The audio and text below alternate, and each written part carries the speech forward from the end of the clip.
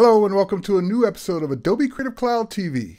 My name is Terry White, and in this episode we're going to take a look at a request I get often, and that is how to make a super mega giant custom menu.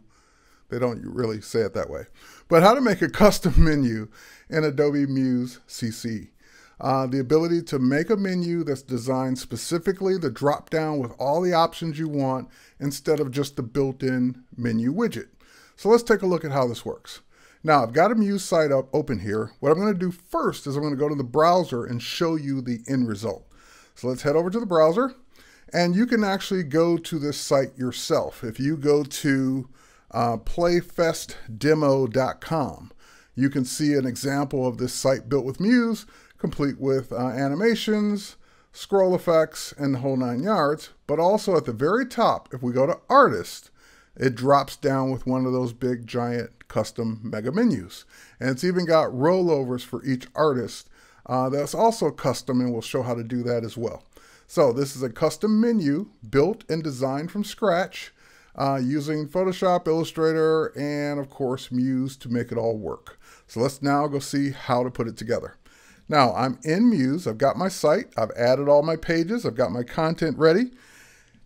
And I've even gone in on the master page and laid out the graphics that will be my menu. Now at this point, you can either, here, let me get out of this tool. You can either use the regular menu and just tell it to turn off or hide one of the pages that you want to make a custom menu, or you can just simply place graphic elements like I've done here, and then either assign them as hyperlinks to the pages they go to, or use the menu option that we're going to show here how to create it, or how to customize it. So in this case, what we're going to do is we're going to go to our widget library, and the first thing you're going to need is a composition widget. Now the composition widgets are pretty cool, but they also make great custom menu options. You have blank, featured news, light box display, presentation, and tooltip, and they're kind of really all the same widget, just with preset options turned on or off. So we're going to go ahead and choose the blank one, and we're just going to go ahead and drag it onto our page. Now, the blank one and most of the widgets always default to 3 states or 3 options, and of course for a menu we really only need one. We're going to make the artist menu. So we're going to go to each trigger. We're going to go to the 3rd trigger and just hit or delete on our keyboard. Just backspace or delete it out. We're going to go to the 2nd trigger and hit delete on the keyboard just to get rid of it. And so now that leaves us with the trigger and the target. Now all we do is we take the trigger, which we can move around separately, and we put it up here over the artist button. Now I know it looks like it's covering the artist button, and it is. And we're going to remove that fill and remove the stroke and kind of make it look the way we want. But then before we do all that, we just want to make sure we get it all working first, and then we can make it look right cosmetically once we're done. Now we're going to pick up this box, which is going to be our drop-down menu, and we can put this wherever we want. I want to put it right below this black rectangle, and I can make it as big as I need it to be and as big as I need to span out. Now, while you've got this box selected, anything is fair game here. You can put anything in this box you want. Now, the thing I want to point out is that both the trigger and the composition box itself, the target, they all have states or fills or strokes or all kinds of things going on. So I want to make sure that we remove the fill. We don't want that blue color in there, and we remove the stroke. We don't want that line around it. And also under the target, we want to make sure that it has no other states. In other words, we don't need to have a rollover, mouse down, or active state. So we have the normal state where it's just a clear box with no stroke. Now we can go ahead and fill that box with our background graphic. You can either place the background graphic inside, or you can just use the fill command to fill it. So for example, I'm going to hop over to Photoshop and show you what the background graphic looks like.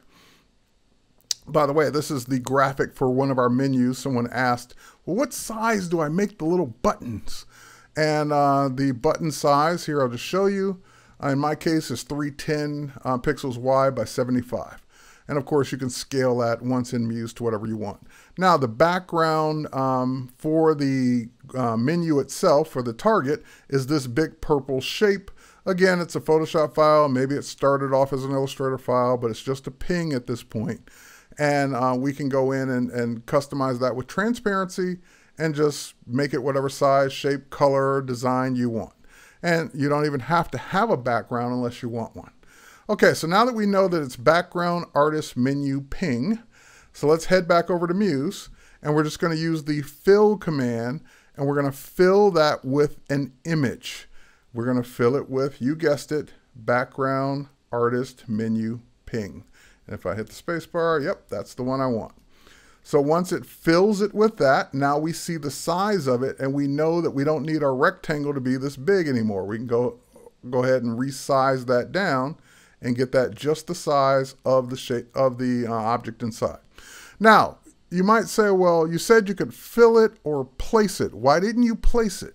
Well, if I place it versus fill, then it's just one more thing that I have to worry about not clicking on. In other words, I don't want to accidentally move it. I don't want to click on it when I'm trying to put other things inside here. By using it as a background fill for this target, I don't ever have to worry about it being in the way. All right, the next thing we want to do is we want to make sure, we want to test our target to make sure it works. So let's go back to this button, our trigger, and let's go ahead and take care of it. Now for the states here, I want to get rid of the active state. I want to get rid of any other states, get rid of the rollover state, and just go to the normal state. And on the normal state, I want to go ahead and say that it has no stroke, and it has no fill. So it's just a clear box because people are going to see the word artist and come over and click on it, and that's what I want. Now, in order for this to work, I want them to be able to mouse over the word artist or click the word artist and the menu drops down, but of course it can't go away once they move off this box. It has to stay there. So let's go ahead and set our options. So our first option is going to be show the target on rollover, and meaning that they can roll over this target or roll over this trigger and see the target. The next one is going to be when to hide the target. We want to hide the target on roll out of the trigger and target, meaning when they roll out of this area completely, then the menu will go away.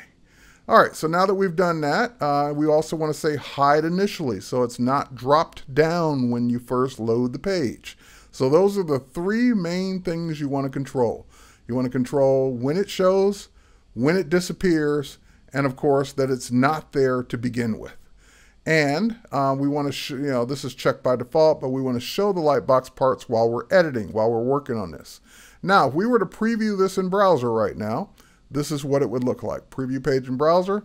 If we did everything correctly, it should just work when I hover over artists. There it is. I can play around inside this box all day long. As soon as I hover outside of it, it goes away. So home, artist, schedule, news, artist is there. So that's our beginnings of our mega menu. So now let's go back and let's put some content inside. Let's go back to the target, make sure it's selected, make sure you see the outline around it. And now what I want to do is I want to put a Photoshop button inside of it. One that I designed in Photoshop to have that rollover effect for each of my artists. So let's head back over to Photoshop and see how to build one of those. I've got these two distinct graphics, and they're not even the right size. One is bigger than the other. So let's go to this one. The first one, we're going to see that the image size for it, they have to be the exact same size in order for this to look right. So 400 pixels by 400 pixels.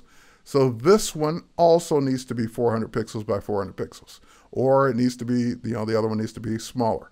So let's go ahead and make this one 400 using the new upsampling capabilities of Photoshop. We'll keep that nice and clean. And now we're going to come over to this one. We're going to grab our move tool and we're just going to move this layer up to the tab and then down into the image to move it in place. And since they're the exact same size, it fits perfectly.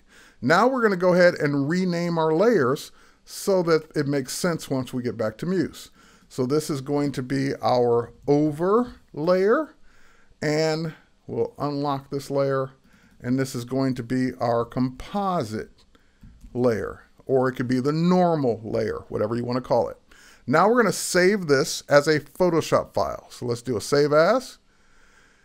And it's already called Nav Mary. We'll keep that. We'll save it out to the desktop in a folder where I'm keeping all of these buttons. All right, so now that it's been saved, we'll head back over to Muse and we'll go ahead and place it.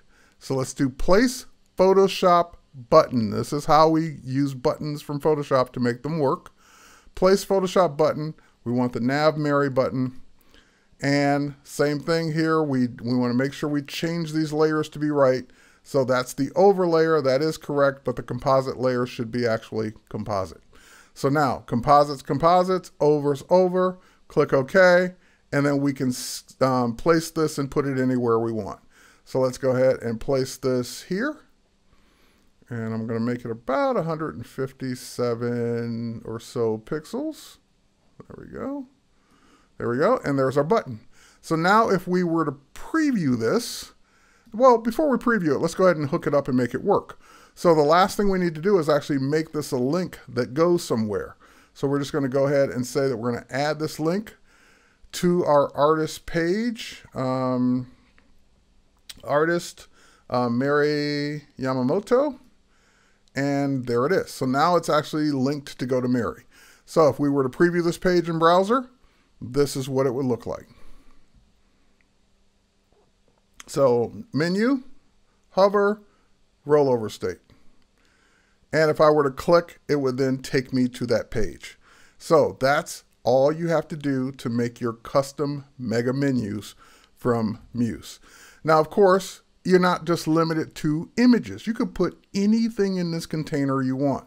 So for example, I've got in my library, I've saved some elements here. I've got the ninja button, so I'm going to go ahead and just drag that over, and I can put that in place and scale that to make sure that's about the right size. I have the Jesse button, same thing. Let's pull that, put that in place, and again, we'll put it over, and we'll use smart guides. We'll make sure it's the right size. There we go. There's our Jesse button, and I can, of course, even put text. If I want to put a text frame in there, I can put a text frame in there as well. So I can make my mega menu be anything I want it to be inside there. I can have a little video in there if I want. I can have anything in there I want, a map, whatever. Whatever other widgets you want to put in. You want to put your social widgets in, drag your social widgets in. Whatever you want that menu to contain. So now if we go ahead and preview this page in browser one more time. And we hover over the artist menu, and we have each one of our rollovers that we can play with, as well as a hyperlink to follow us on Twitter, which you would probably want to change the colors of that link. But you have the idea here that you can make your menus whatever you want. And just as a side note, for those of you who are making your sites mobile friendly, you're making a mobile layout, if we head over to my iPhone here, and we head over to Safari, I've got the Playfest demo site running on my iPhone in Safari, and the mobile menu is simply one of the composition widgets that drops down and has the custom elements inside that menu. Tap again and it rolls up. Now you can either do that with an accordion widget or the composition widget as I've shown here. So either way you want to do it, you've got your ability to have your custom mega menu. Hope you learned something from this episode of Adobe Creative Cloud TV. My name is Terry White. Thanks for watching.